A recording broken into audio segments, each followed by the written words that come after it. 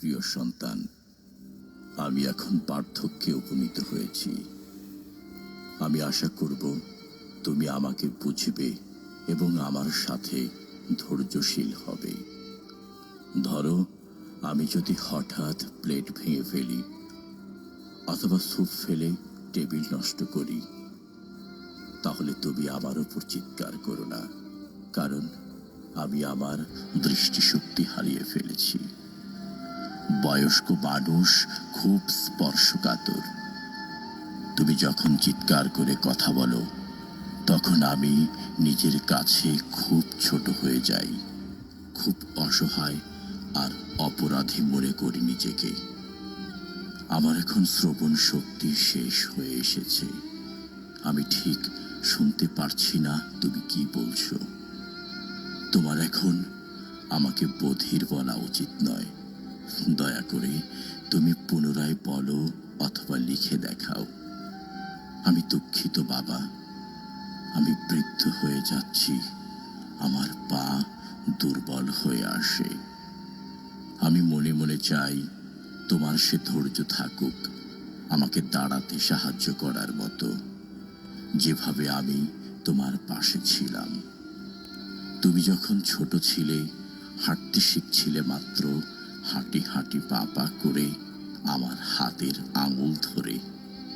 আমার কথা শোনো, আমি এখন অসহায়ের মতো তোমার নিকট কথা বলবো, ভাঙার রেকর্ডের মতো।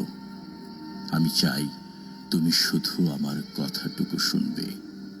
আমাকে নিয়ে ঠাট্টা করো না, অথবা আমার কথা শুনে বিরক্ত হইও না।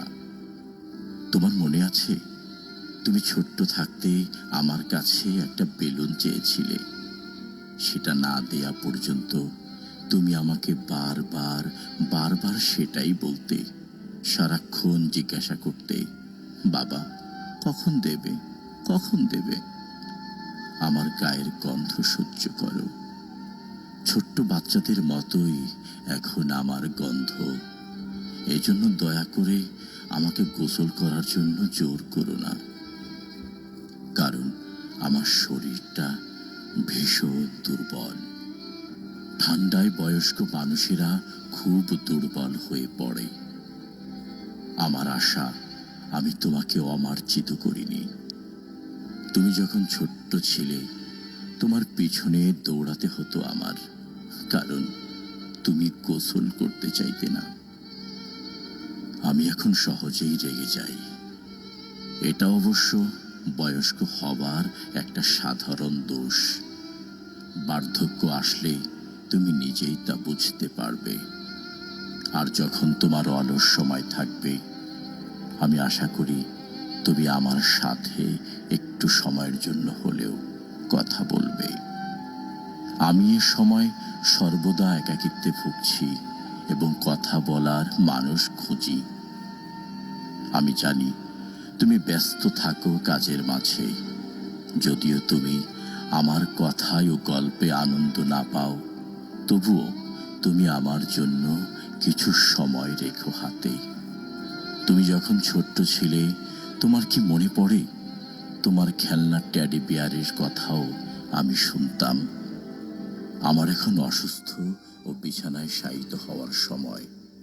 তুমি কি আমার যত্ন করার মতো ধৈর্য রাখো, প্রিয় পুত্র? আমি আশা করি তুমি এতটুকু ধৈর্য রাখবে জীবনের শেষ মুহূর্তেও আমাকে দেখে রাখার জন্য।